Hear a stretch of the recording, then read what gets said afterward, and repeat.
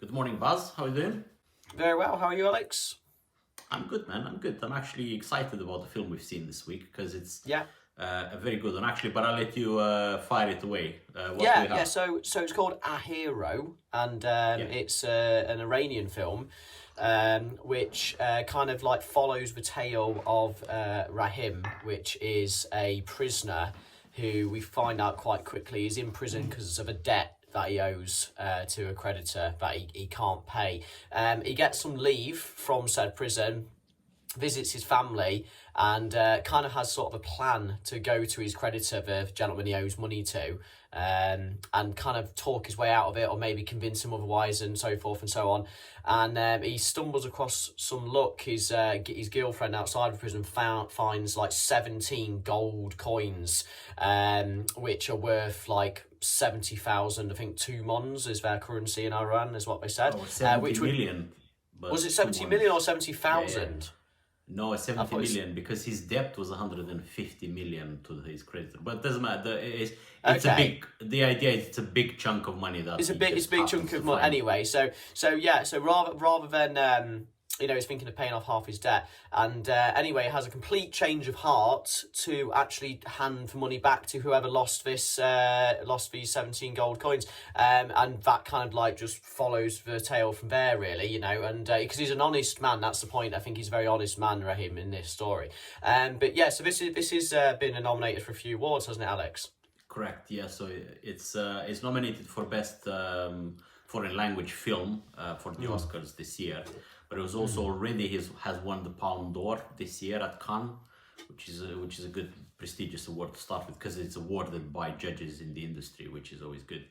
But oh man, what a film! I mean, where do you start with it? This is like it's like one of those lessons in the Bible that you see, because Yeah, you just it's like a mentioned story, now about isn't it? this. Proper So story. this guy is, you can see you're immediately rooting for him because he has a family, he's well respected. Even in prison before he gets released, people say, "See you later. How you doing?" He's a really honest person. He's quite a and you really humble root for him. person, isn't he? Very He's a humble person, and Yeah. all he tried to do was start a business to again pay for his bills and be a good, try and make some money for his family. That failed, and he ended up in debt, and he's trying to repay this person that has helped him with the loan. Yeah, and I think also, unless I've not heard correctly, I think the reason he's in prison is because his partner in business like ran away with the money that they loaned. So it wasn't. It's like he is genuinely an innocent man in prison just- because he has to exactly, pay it's that just- debt, and he stayed in the country. So he really should be a prisoner.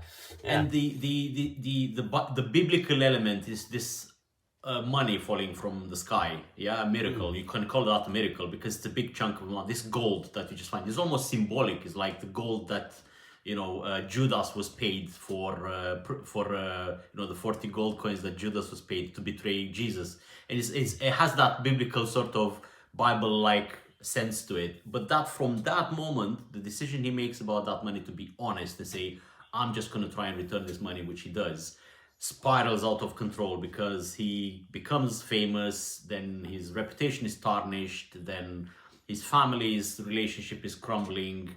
He's like, it's on so many levels, it's so deep. What did you thought of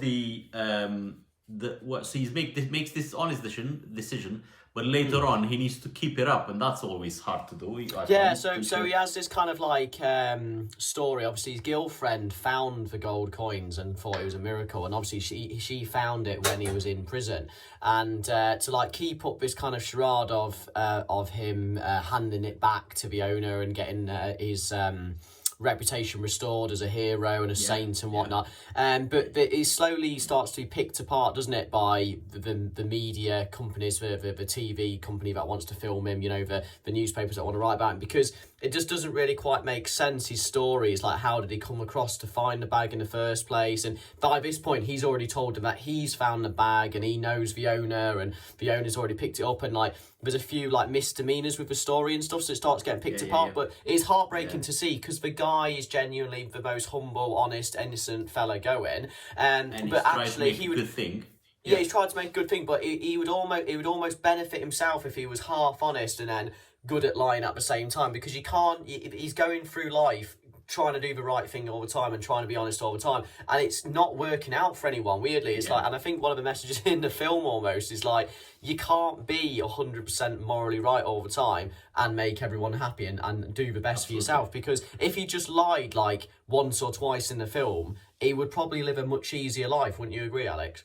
For sure, absolutely, yeah. But I mean, that's one moral question that he has to go through. But the other one is, you know, why? So he's done a great thing, and then the prison that he was going to, the prison directors, they get called a television, and they make a star out of him.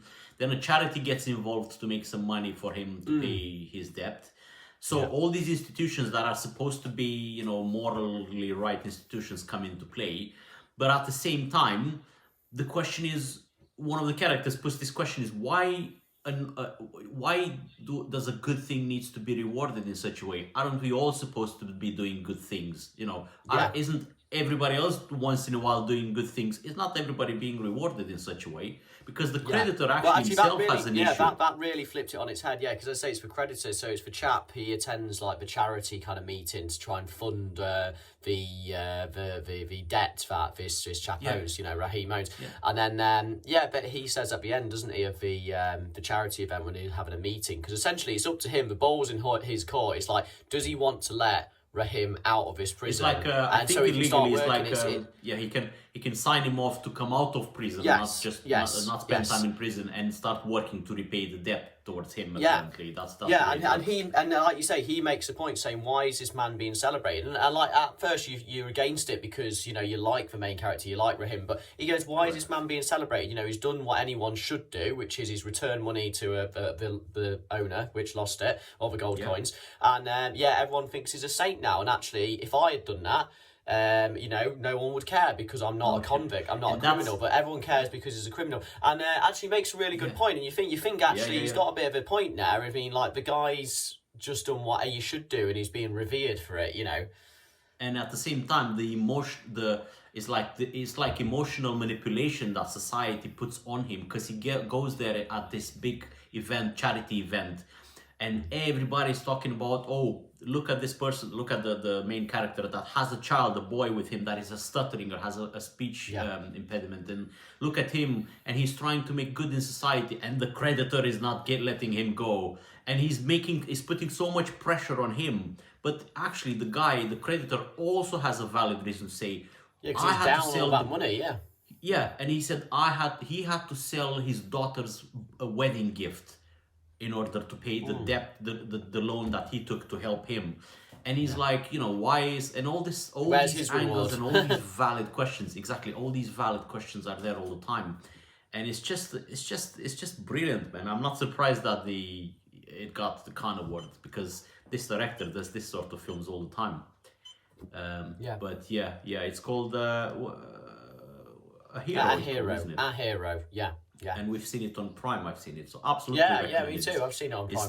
It's top film this year. So to be honest, it's very real, isn't it? It's very you know, it's a lifestyle film. It's something that would happen in reality, and it's got some good messages in there, man. You know, it's got some good messages. It's just over 2 hours, but it will keep you.